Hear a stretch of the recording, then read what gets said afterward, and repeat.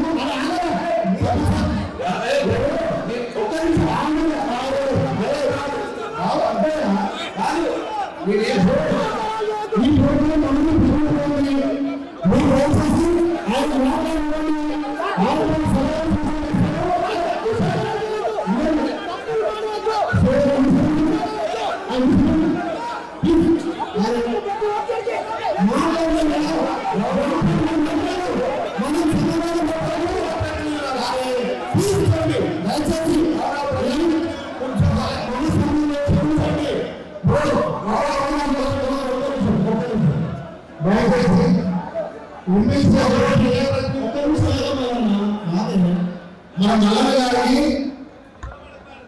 ఆయన రాజు వసూలు చేసుకుంటుంటే 20% లేదు 80%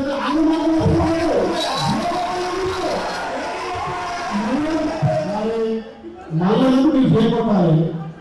ప్రభుత్వాలకు 100 మందికి 70 మంది చేసింది 20 మంది చేయబడతారు.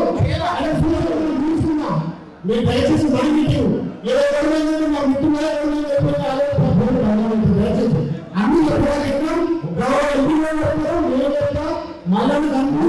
మళ్ళీ మాట్లాడేటువంటి అవకాశం ఉంది.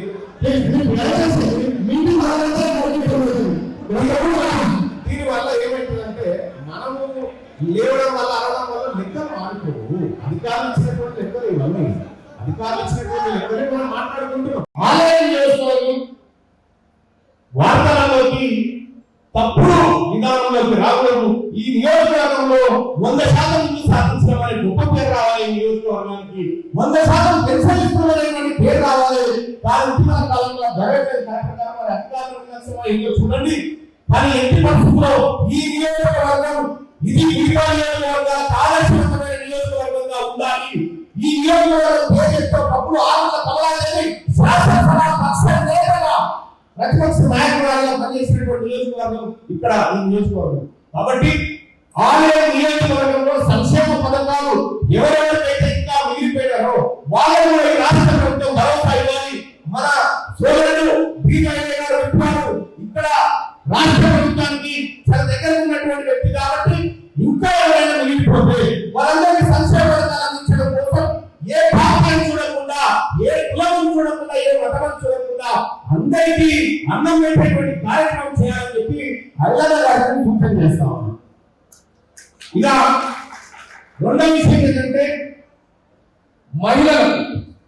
మహిళలకు సంబంధించినటువంటి అంశంతో 33% రిజర్వేషన్ దక్కాలనేటువంటిది ఇటీవల జరిగినటువంటి పార్లమెంట్లో మీరు అందరూ చూసి భారతీయ జనతా పార్టీ దుర్మార్గంగా వాళ్ళు మీ బిల్లు వాళ్ళే అనుకొని ఇలా దేశాంతా చూస్తున్నటువంటి కార్యక్రమం చేసింది.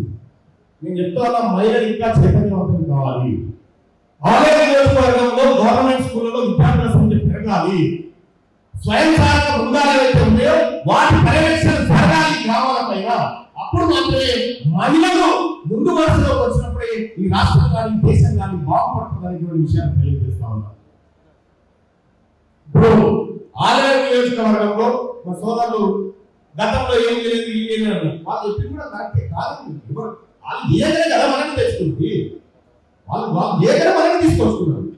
ఒకవేళ నేనే ఈ పెట్టాలని గీడెకు పెట్టే మనుషులకు హైదరాబాద్ పెట్టుకుంటా, ఇంకేమైనా వేదిక మీద పెట్టుకుంటా.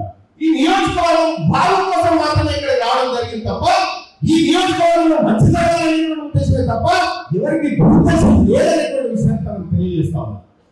గౌరవ ప్రతినిధులారా, ప్రజాప్రతినిధులారా, మీరు మంచి పేరు ప్రఖ్యాతలు సంపాదించాలి, మీరు మరింత ఉన్నత స్థానానికి ఎదగాలి, మీరు ప్రజల్లో ఒక మంచి నాయకుడిగా గుర్తింపు పొందాలి. ఇది నేను కోరుకుంటున్నటువంటి అంశం. చాలా మంది మిత్రులు కూడా సరే ఒకప్పుడు మేమంతా కలిసిమెలిసి ఉన్నటువంటి వాళ్ళని ఇప్పటికి కూడా వేసజాలు లేవు. అయినప్పటికీ కూడా రాజకీయాలలో తీర్మానం వలన ద్రోహ ఏదనేది ఒక్కసారి చేయలేబట్టి తెలుసుకుంటుంది.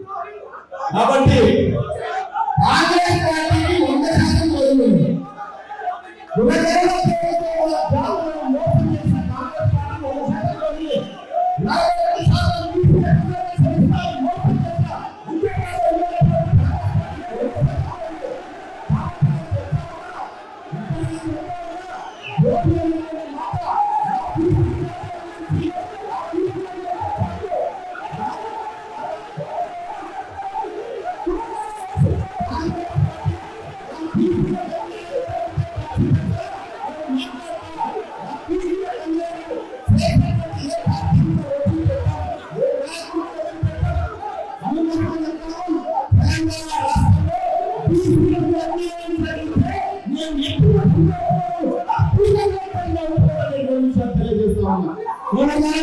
మా కడుపు వస్తుంది తెలంగాణ రాష్ట్రంలో ఏ ఖాళీలో కాబట్టి చెప్తా ఒకటే తెలంగాణ రాష్ట్రంలో బీసీలకు న్యాయం జరగాలి, బీసీలకు మరింత రిజర్వేషన్ తప్పాలి, బీసీలకు పట్టాలా రావాలనే విషయాన్ని తెలియజేస్తూ నాకు కాంగ్రెస్ పార్టీ బీజేపీ టీఆర్ఎస్ నాకు ఏమీ కాదు. ఈ వర్గాలు ఎవరైతే మోసం చేస్తున్నారో వాళ్ళు పోరాటం చేస్తాం. కాబట్టి ఇది మంచి లాంటిది. ఇది ప్రజాపాలన కార్యక్రమం. ముఖ్యమంత్రి గారు తీసుకువెళ్ళేటువంటి కార్యక్రమం, ఆయన సందేశం, ఆయన కార్యక్రమాలు ఎందుకు మమ్మల్ని తాకుతాయో చేస్తాం. ఈ కార్యక్రమం గురించి మాట్లాడుకుంటే మంచి సహాయాన్ని కోరుకుంటామని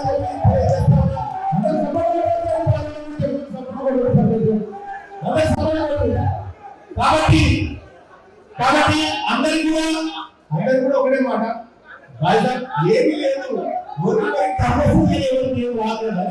ఒకటైతే వాస్తవం. ఆన్లైన్ నియోజకవర్గం చరిత్రలో గొప్పది నిలబడాలి. ఇది తీర్మానం చెప్పబోతున్నటువంటి అంశం. ఇంకా పథకాలు పూర్తి స్థాయిలో అందరికీ అందాలి. ఎవరు కూడా పథకం అందరనేటువంటి పోటీ ఇక్కడ ఈ నియోజకవర్గంలో రాకూడదు. ఇక్కడ ఉన్నటువంటి ఎమ్మెల్యే గారి మంచిగా రావాలి, ఇక్కడ ఉన్నటువంటి ఎంపీ గారి మంచిగా రావాలి, ఇక్కడ ఉన్నటువంటి ప్రజాప్రతినిధులు కూడా మంచిగా రావాలని కోరుకుంటా ఉన్నా.